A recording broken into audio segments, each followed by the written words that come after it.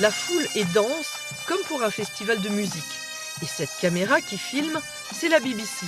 L'événement, c'est Saint Dewi qui se dévoile. Il est le 118e saint à rejoindre la vallée, dont la réputation dépasse désormais les frontières de la Bretagne. Parmi les visiteurs, il y a même un Chilien venu pour sceller un partenariat entre la vallée des Saints et l'île de Rapa Nui, que nous connaissons mieux sous le nom de l'île de Pâques. Les rapports entre la vallée des Saints et Rapa Nui, c'est la singularité de la pierre. Et c'est déjà pas mal ça. C'est une singularité qui a une portée universelle. Pourquoi ? Parce qu'on est en rapport avec le sacré. C'est une façon d'être en rapport avec le sacré.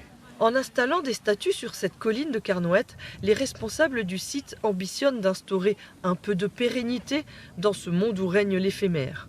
En se rapprochant de l'île de Pâques, la vallée des Saints veut se rapprocher aussi un peu de l'éternité. On a en commun à la fois le côté hors norme en tant que nombre de statues géantes.